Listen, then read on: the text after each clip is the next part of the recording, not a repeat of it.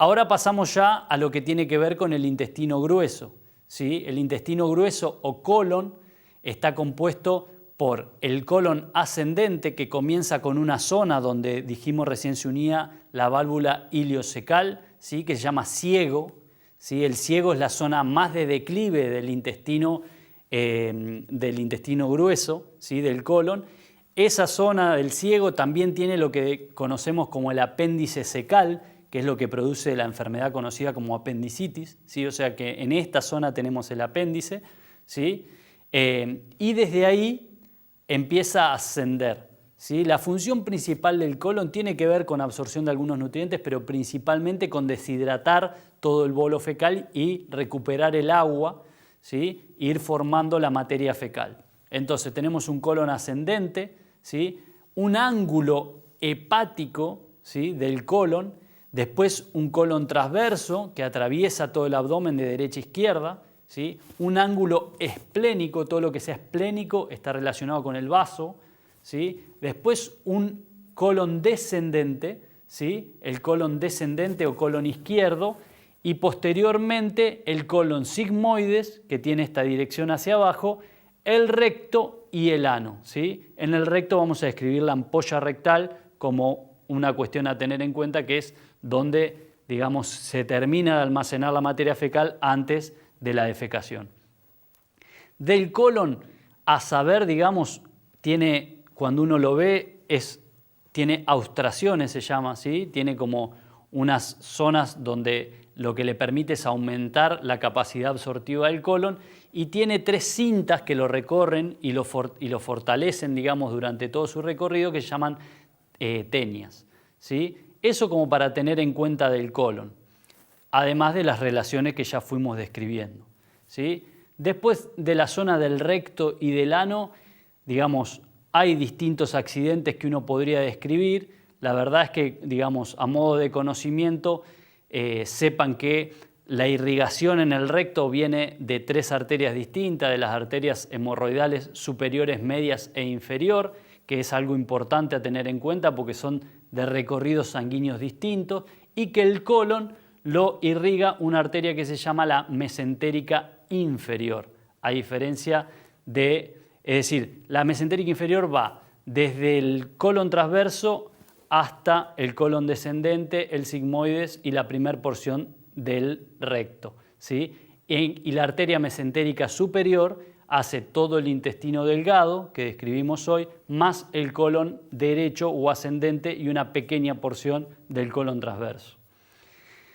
Para continuar, lo que vamos a ver son las 2 glándulas anexas. De una de ellas ya hablamos algunas cosas, que es del páncreas, y la otra es el hígado, ¿sí? Del hígado lo que tenemos que decir es que es un órgano vital para el cuerpo humano, ¿sí? Y que participa no solo de la digestión, participa de una cantidad importante del sistema hematopoyético y de otra cantidad de generaciones que necesita el cuerpo para poder vivir, ¿sí?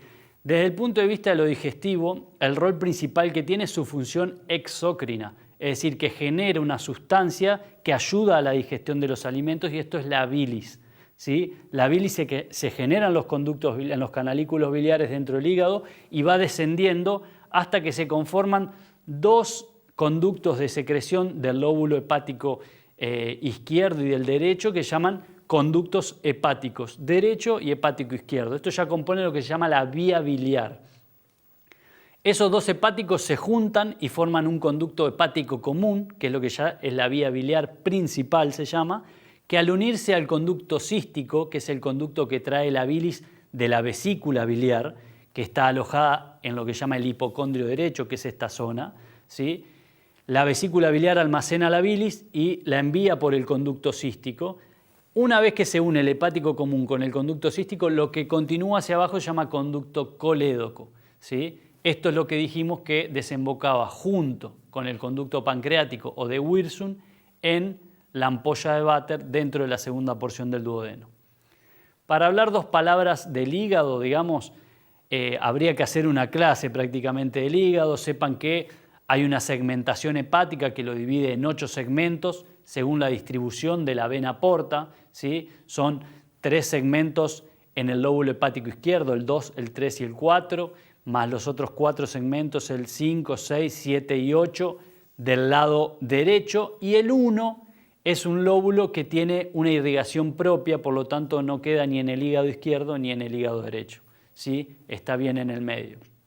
Después podríamos hablar de sus formas de fijación a través de los distintos elementos, pero recuerden que lo que mantiene al hígado en su lugar es su férrea unión en su cara posterior a la vena cava inferior. ¿A través de qué? De 3 venas que llaman las venas suprahepáticas. Es decir, que la sangre al hígado entra por la vena porta y por la arteria hepática, ¿sí? Rama del tronco celíaco.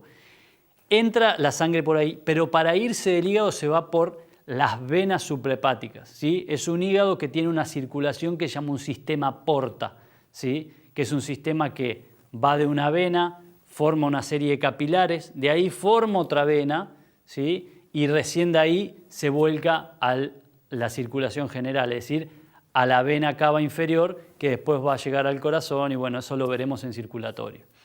Muy bien, el páncreas, ¿sí? Es el otro órgano de importancia que vamos a describir, que dijimos que estaba en íntimo contacto, casi una simbiosis con el duodeno. Lo principal de su función es exócrina, pero también es endocrina, es decir, que el páncreas produce enzimas, proteínas que van a digerir los alimentos, las proteínas, los hidratos de carbono y demás. Eso lo da hacia afuera, su función exócrina, pero además el páncreas produce insulina, glucagón, pero sobre todo acuérdense de la insulina, que es la que tenemos problema cuando tenemos una enfermedad que se llama diabetes, por ejemplo, ¿sí? Es decir, que el páncreas tiene una función endocrina y una función exócrina.